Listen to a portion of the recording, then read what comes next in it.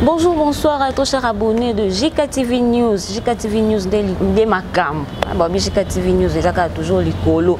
Donc merci Nabino Nyos Boza, on a Boza belé, Boza toujours belé. Kolanda, Macam, Yamala, émission Amala, les Kakana, JKTV News. Et ça, Bino Pandi Sango, Bénit en poudre, d'autres Madi BM, la perle, la mignon de la presse congolaise. Donc merci à ma maman chérie, maman Judith Kalanga, maman Abani Belé, maman Azarana, Banalia, Kanabana, Milarana, Bana, maman. Merci beaucoup, merci à papa Thomas Libinza depuis Écran, merci à Béni Matondo depuis Écran, maman Nadège Kitoko depuis France. Il y a eu un gros bisou belé maman. Abonnez tout, n'a bien rabino étoiles ya JK, les étoiles de JK. Les JKTV News. Vous allez avoir toujours, vous allez avoir vraiment et ça la rend bien vraiment ton peine, la bien message et ça la rend bien. Lelo toza lobi la masolo ya Congo. Le masolo ya Congo mboka na biso vraiment to ebite soki tozo kende wapi to komi wapi lelo banzela e baby banzela zati donc makambo eze belé na mboka oyo to ebite so to komi wapi tozana papa na biso papa prince aza bien placé à expliquer à couper ça yemoka se présenter zapi na ba yebi zapi na bisoupe ba yebi été papa na biso prince se présenter yemoko tozana na plateau. Bonjour papa prince. Bonjour la perle BM. Merci beaucoup, c'est papa prince Mavouba, les choix de l'Éternel. Moko ya ba journaliste à Mboka na biso Congo et patron ya chaîne ya Prince Mavouba Pro TV, serviteur de Dieu, visionnaire église centre évangélique Maranatha Pain de vie, moko ya bana ya pasteur de la foi. Merci beaucoup papa prince, c'est vraiment mingi kokuta na liso mukola lelo vraiment ça li bien kokuta na monto na nzambe. Et ça vraiment bien ebi ke lipamboli ça ka eso pana siko sopana. C'est ça. Papa prince, toli to beta moi lisolo mukie na makambo ya mboka na biso. Tout le monde a bazo déclarer et surtout to comme na période ya bamvula. Tout le monde a déclaré belé ba rose salami trop. Tokaki papa na biso Gentini Ngobila, gouverneur de la ville. Elle a qui biso dossier. Elle a qui biso elo moment qui était opération zéro liboulou. Zéro liboulou na kati ville province. Na kati ville province Kinshasa. Opération zéro liboulou to éviter. Opération ngo ezakaka to eloba maki kaka to ezo sala mapoto omona elo côté. Tout le monde ba to ba lela trop il y a trop moi de vula o elandani oyo vraiment ezali ba dégâts ya makasi. Donc, et là, on a tout compris. Opération zéro liboulongo exacto exacti. Merci beaucoup, BM. Merci à papa Gentini Ngobila, Aza numéro 1, la ville province à Kinshasa. Parce que tant Maramboué à Kinshasa a total à alors, pour l'opération zéro liboulou, pour moi, donc on est engagé. On a un simple slogan parce que jusque-là, ma boule zakaka. Oui. Et je ne sais pas est-ce que le projet en zéro liboulou et si est bandaki, tout n'a nous payé et bandité. Pour tout le saison sèche awa, na makani ici parce que biso tout na nchangu dans na makani ici ke ba koke ko kunda ba mabulu o salama na banzela ba nchangu do ba Saint-Thérèse ba route sekuma fait dessus ba kimatseke to ebeke na saison sèche na vie président de la République à l'état qui ba côté à sekuma fois donc nzela na pendeza na nzela et la pendeza na luleng moi mabe to ebeke passage à président de la République et ko ça a été opération zéro liboulou et ça la déjà na nzela na mais au moins sans succès ndenge balobara donc saison sèche s'il to bandi pe bamvula awa do soro ke ina nzela na lelo matro passage il y a président de la République et bato belé ba ka ke ndenge président leki awa nzela oyo vraiment donc et comme bien mais dernièrement awa to le kanzela on ezaki vraiment place au talo kolizate nzela na zaka ndenge wana donc route c'est fait kufa déjà route c'est fait kufa donc bisoton président lekaki moi j'étais là donc to betek maboko parce que total que président leki dans le quoi président leki c'est que to soit solution mais malheureusement que non donc na minute on nzela wana na transport matin balamon pour nzela baby déjà donc na transport matin donc opération zéro liboulou so ba osunga biso parce que to ba imboka so ba osunga biso ba bongisa banzela pena mboko. Parce que Congo, dans ville à Kinshasa, je parle des villes de Kinshasa parce que tout le monde a Kinshasa. Donc, Banzele Zate. donc eza bazozwaka po tomona ba image no musala ezosala ma zéro libu ezosala ma donc bazozwa ba image mususu place mususu eza kezala yango déjà bien ba lekisi parce que ngala otomona nde awa Gentini Ngobila notre gouverneur à lancé opération mon sous l'on moi ko bon ça mo ba fleur bon enfin na moni na en place en côté mais au moins na ba image à ba réseau sur na moni que chango bazo ta place mo ba bon baza ko encadrer bien bon na éviter na côté nini ouais na éviter na côté toi chango na moni en côté donc ndenge za ba limiter ba bon ça moi nzela mo ba fleur ba nini ça c'est comme si ba bon ça ka sika oyo ba yebi kete nzela o ba konzinde ba lekaka nzela oyo ba pa so ba yeba otala mboka na biso eza kitoko mboka na biso ba bongisaka mais on ba place mususu o eza ke ba komaka te donc tala président Fachi a eu pouvoir auto que na 3e année mais kokota nzela sur ma fana kotonga bala moko vraiment. Et puis, c'était pour quelle occasion? Le col a la visite na entreprise à régie des eaux font la côte du passé. Donc, il y a un salaire qui est président Kotawana. Vous voyez? Donc, on sent que Banzela au Barout, ils ont na 4 de le roi Barout secondaire comme si le gouvernement bossana. Est-ce que papa n'a vu Gentini Ngobila a zoapé déjà tant que Kota ba place wana? Nani gouverneur Gentini Ngobila comment? A comment donc vous m'écoutez ça que tonda et belé à Kotiti aye. Bato bazaki na lokola ba chef du quartier ba memieti ba laxi cause ya nzela na parce que nzela c'est vraiment cause des donc mutu moko a pénaliser la population mobile. Voyez donc mai ndenge zaki terrasser les canacé à macadam et kota ce qu'on a kata lopango moko na sepenza ti ndenge ke na boire na ba rivière ke ti rivière njuli kuna alors mutu wana kolo lopango wana abwaka mabanga à faire avancer lopango na ye. Allez ma banga wana ekenda ebusha siko nini terrasse wana ebusha yango tant que bouchon ma eza en place okende ta le ndenge ma ekoma ko ça ko refouler tout ndenge buki makadam donc papa Gentini Ngobila koma wana balaxi lupango yango kozango ndenge kenda pa kenda na ye siko tant déjà balaxi bongo tant que papa oye na ndako bana baleli papa nde toza boekuto wana miliki te papa toza na nini te et tant que papa osalani faut ça l'intervention il faut malamoko. Papa otiki ok bana na sima batikali boso oyoki mona mona sima kufi c'est ça parce que ndenge za bongo bana miki bazawana bien na bisio biso za na nzela wana je parle parce que na nzela wana mvula so ebeti que mvula pene beti eza na veni moko te za la ke épargner ma etondi na tronçon ya goudron ya macadam ale koti na ba venu ba pe bazana bandako eza mwase ma ekoti le bona bandako donc so oye côté entre 6 et 9 au moins on a ma part on c'est comment basaki ba maison sur basaki donc tu vois OK c'est pas beau à voir comprends la ville province le rôle à Kinshasa c'est pas beau à voir ba blo moi ndengwana donc vraiment ba konzamboka ba sunga biso pour tout là ezakaka changuti c'est ça ezaka changuti soto kiti na commune ya Selembao ba image izawana so kiti na commune ya Selembao na avenue Kasavu na avenue Kasavu ba quartier Ngafani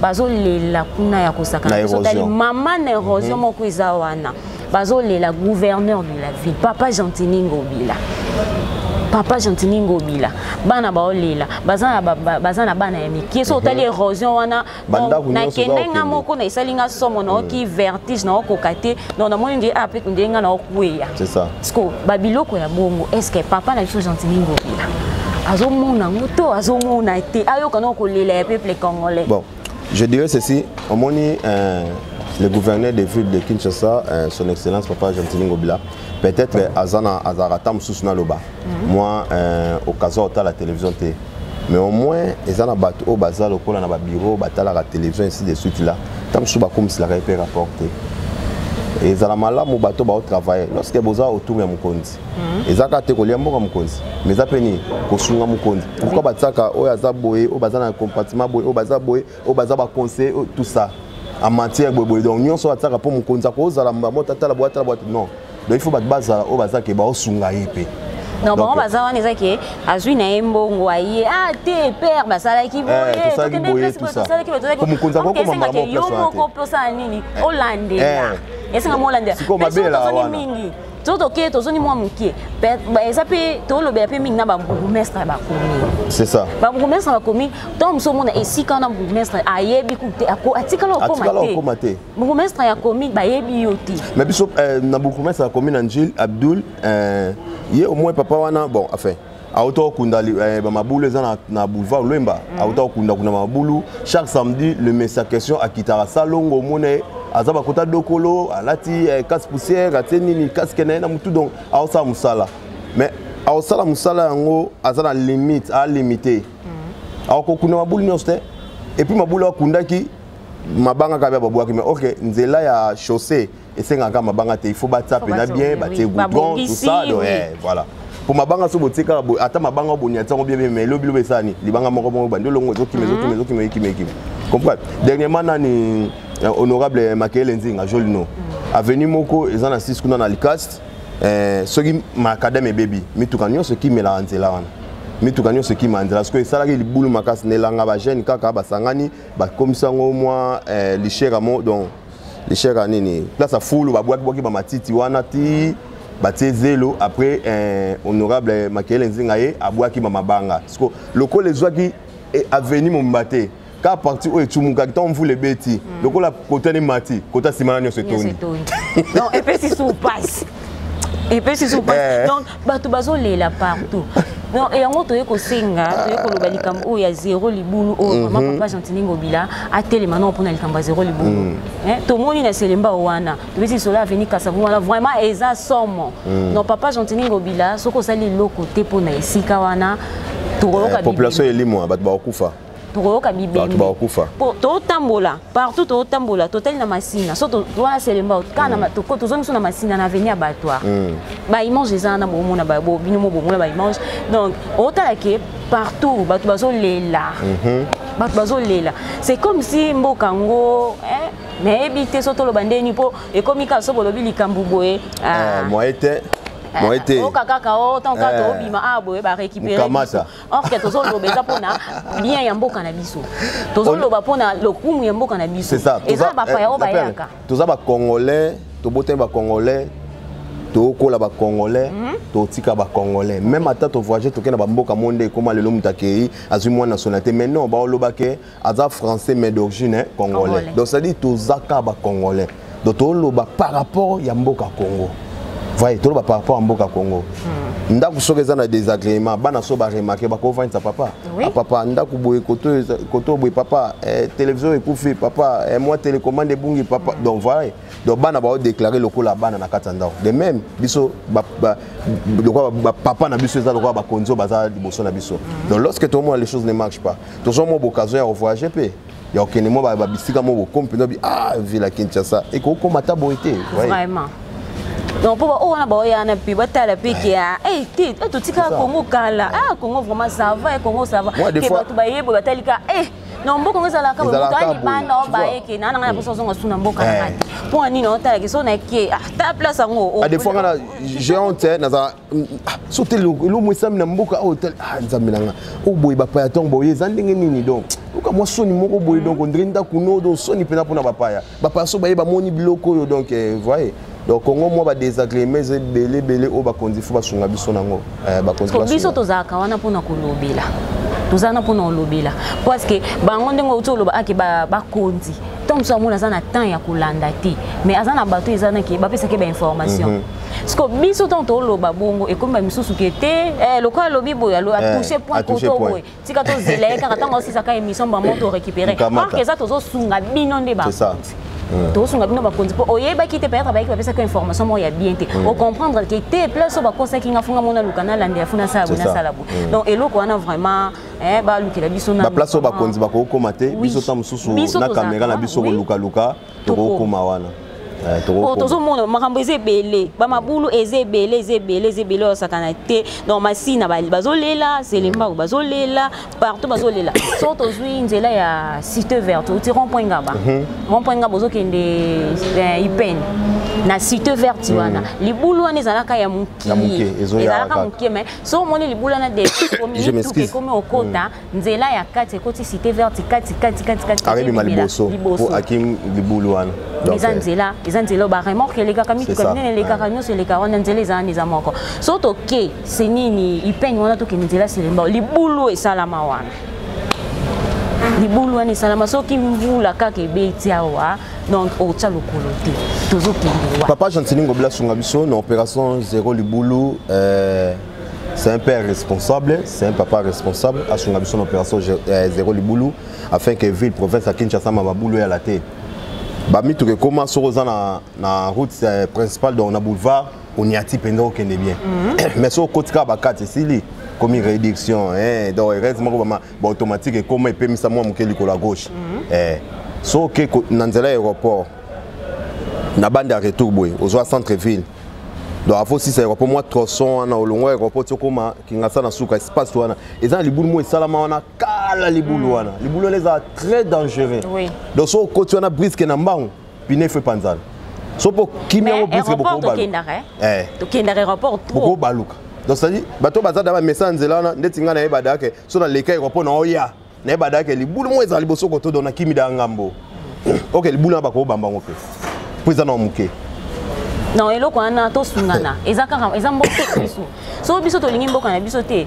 muto oyo lingi biso mboka na biso te pourtant banzela eza bien te même bato ba vivre bien te vie sociale eza kitoko te bato bazo déclarer ba koleka na biloko na banzela nzela nini ba oleka na biloko nzela nini bato ba déclarer na tango bato ba déclarer vie sociale mobulu nan kinkole cité so côté cité Kinkole place ba nini ba mituke ke no baluka c'est comme impraticable car nation est comme souté donc nzele bukana makasi nyonso eza ville province à Kinshasa donc vraiment Papa Gentini Ngobila na mukumba munene parce que biso on se souhaita lira yo 3 ans déjà le lopemba mandango to ebité so ngeni na 2 ans oyo nzamba sunga penza pour ça ya kobongisa wana yala pour mon boti moto linganda kunezala na mabulu so ndako no mo exali ba mabulu ko lokotsa sima o bamba donc basunga biso po to vivre pe bien non tozwaka charge nyonso pe totikeli Papa Gentini Ngobila te ba bourgmestre ba bourgmestre ezaka ateke ete nyonso totikela kaka ye moko Papa Gentini Ngobila bino pe bosala musala na bino ezateke na bakiti wana bovanda wana bovandi kaka te donc bosala pe musala na bino ya la père batsa ba chef d'airie chef de rien mais ma rapport mais pas chef à quartier chef à quartier qui nango pas beaucoup mais c'est beaucoup mais ça comme si on a nani et pas à comme si l'hôtel de ville pas à Gentini Ngobila donc ça dit couche wana nyonso o baza pour la population ba député provinciaux donc basunga ba biso population donc couche wana nyonso tout donc mema memo na yone ba bengaka ke ngai place nanga côté boiza ya robeba boye chef du quartier aujourd'hui au comme c'est pas beaucoup mais ça matin soit tu m'as mango ezokoma na ngo ekomi mbongo ebimi na ngo mbongo ebimi na ngo pe ya musala ebimi mais bozi ba mbongo bo coffre musala salami te mais ça kuna message keke musala salami kwa message ko ngwana mbongo nde do mbongo ya mboka na ebite nini bazobengo ni IPJ soki nini ozo IGF donc donc IGF asima batu IGF asima batu donc pour te condamner to bakaka opération Zéro Libulu tam so Papa Gentini Ngobila bi ketenga na osana donc OK bato ba ozo ba mbongo wana ba ozo ba mbongo bazu ba mbongo batina ba wana ba poche na bango ba ke ba saiba na bango ba bi ke musale sala c'est ça OK eza bien te to bomande mboka na biso c'est ça les gouverneurs ou te ko za surpris awa par rapport ya zandu ne buka na ifa misale sala oh toi bah image côté bah pavillon n'est que quoi ça bongo oh mais moi comme surpris donc bon avis ça fait pas d'année donc ce qu'on a on est dans Amazon douana on est que Amazon douana ba lobby trop ba mama ba lobby ba fini ba lobby n'importe quoi OK et ça marambo oh ezaki ekosala mabongo ti mais ngala lo ba il fallait que na habité projet on soit za nini avant que ya rebuka ba pavillon fallait ba tonga na place mususu au lieu que buka déjà au bateau on va payer ba parents passe ba maman ba oteka na bana ba on ba liaka wana classe eza wana nyonso eza on ndako to Apocalypse 27 et pas les boss c'est bienvenu kamba Apocalypse 22 les aboy so to bito buka yango c'est totongi da mususu oui totongi tan soit Matthieu 7 be totongi leke so ini totongi déjà c'est Matthieu to buki Apocalypse 22 non totongi te Tu as bouka o eza déjà boy non.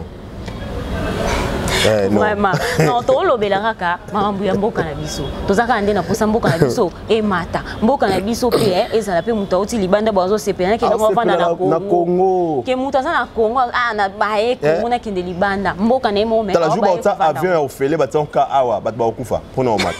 Ata ba bika bat ba ke ka Singapour. Mutu ai makambu ezekira na Singapour te me aokende kaka. Aokende. Donc, tout ça, la maman est fort, bah, konzi yamboka. Tout ça, les forts yamboka na biso to lingango. To lingango. Ezate ke lokwa ke babiso te nga mwana ngazala awa te. Famille ngeza ngo ateza libanda mboka na obomsila ngo nini te. Bon biso to la famille. Bato bo diriger. Biso to te bo diriger na. Biso to abana na bino. Donc biso to za kawana pona bino. Bino pe bozana pona biso. Donc bosala quelque chose pona makambo o. Na place ke koma ke to banda ko benga bomo la ba image bandi oleka ke mwana mo boye atola ki kuna.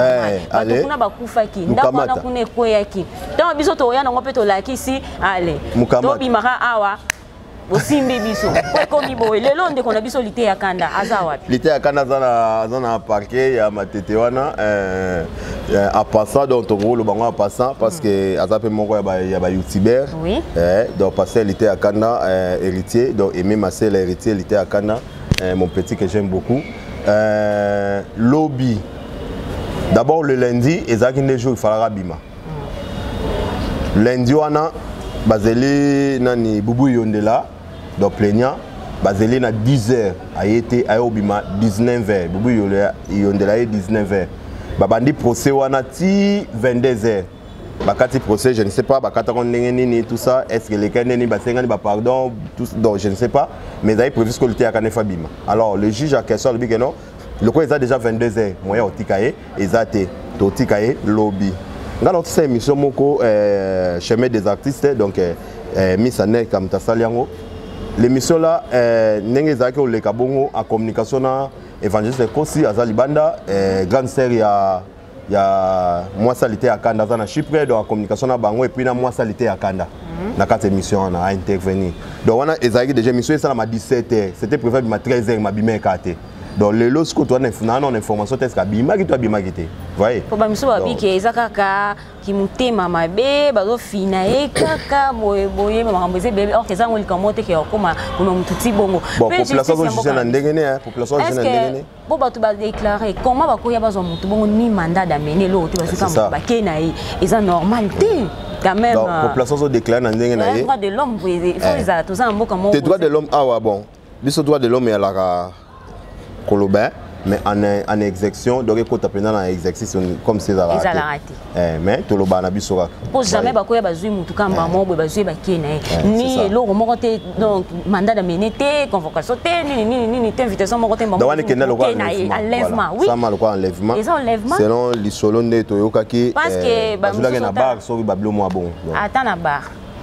Bon nini webi kete ya ye kutaza na mbongo te to msie kuna zande ko ya aza ya za boy so bika zuba mbongo na ya tia mbongo na nje muto olobani azai c'est ça or que ça bien non biso na biso kana mboka na biso tozo bomana to ye kota banzela mabe to kende koto mabe donc eloko ya malamu na mboka na biso ezate to sala ni to bima biso nyonso na mboka ngoto tika bindu mboka na mboka ngoto ndenge ni ba linga pe obimisa ba nyonso te au moins te OK ba pimele o visa ba linga te o ya ngona ba visa ba comment opimela c'est dans la mboka moko ba bazo visa la passe ça RDC vraiment oui merci beaucoup papa princesse vraiment merci à mon grand frère Trésor Poudi mon grand frère que j'aime beaucoup mon papa chéri JP Poudi papa nga na lingara mingi vraiment merci à maman Judith papa JP Poudi donc ngapé mon papa JP Poudi na peso bambote bon papa na lingara mingi maman na ko tanga pe moi bato problème était papa pour la mono PC nganzela te papa pense non aussi si tu dois continuer c'est bon merci donc merci maman Judith maman chérie papa prince tout le bil makambu ya banzila nyonso wana ba vie sociale surtout na changu vraiment ba tu bazana ba difficulté makasi vraiment surtout qui na ba transport na biso banzila na biso basela biso baso de mouton donc c'est quoi so de mouton ici ça embouteillage et ba kisi sous ba embouteillage donc nyonso ça ka mabe na mboka na biso moi lilobano ya suka poto okite déjà na fin pour na makambo oyo moi lilobano mo contribution na wana ekusala vraiment moi bien merci beaucoup na bandeko ba Holanda biso toyebi ke tozala mo muke unoko ya population pour ekoma na mato ya bakonzi ata mokonzi moko ozo occasion ya kolanda ta émission obe bakobetela ata lisolo tosenga mpenza basunga biso moni likama embouteillage esila na so de mouton te eya likama nde ya kotonga baroute secondaire kotwana nzela moko kaka nzela moko ba nyonso bauta so balingo ke aéroport anjili baoyaka boye nzela moko mais ok toza ba facilité okeye banzela eza mama nga la fin na Luanda eza enclavé na banzela donc oya ville moko okende nango na nzela ya Viana okokende nango na nzela ya Boye donc nzela nyonso okende okebima na ville et puis biso oza na Sapu so na kende aéroport mbala mona mati bato baza la palanka bani ki aéroport bakenzela kaskel bato baza donc au senti que aéroport eza banzele belé voyez banzele eza tellement belé mais biso ko nzele aka moko donc même ata so de mouton ata basali so de mouton longo banda po matete et que kitati na ngasa na suka embouteillage ezala kaka embouteillage ezala kaka pour mes amis skoni ba créer banzela mutazana gombe olie ayaka baboye akokota sima kuna bakinga bwata abimia ba mapela wana abimia aéroport mutana banjila kati kuna bimia nji brasela baluki akabima aéroport donc ba créer des banzela comprendre so de moto ici ça nango embouteillage te population ya tchanga souffrir na embouteillage embouteillage comme donc aux idées donc vraiment basunga biso pona yango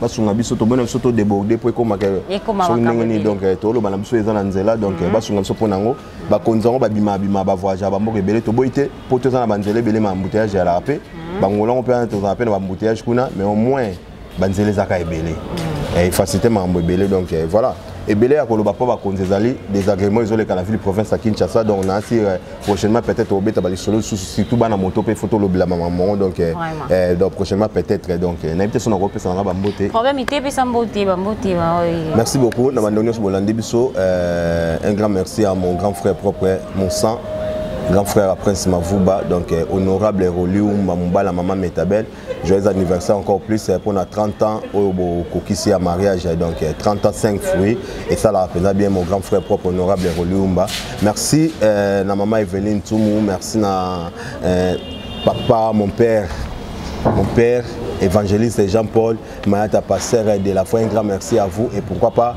à mon guide mon père spirituel le révérend Ibere Muyumba merci beaucoup papa et l'ensemble Maranatha à peine de venir aussi donc les intello et den ngale okanelanga ben okanelanga ya jidit okanelanga les intello de YouTube bokanelanga te toujours likolo to zaka likolo donc film ebeta makulu ya Rachel bokanelanga te pardon les intello de YouTube voilà maman Véro c'est tout Véro loba mingi na Paulin pardon prise Kanomi dans les interros de YouTube toujours les voilà donc merci beaucoup merci à ta communauté qui a vu ça vraiment quand tu es baki ba imons nous ça wana ba kondiamboka vraiment bota maboko na botika te vraiment pour so botiki bibembo ekolanda mawa to ebite biso tozana ka pour nos ba imons tozana ka pour nos tela binongo botala.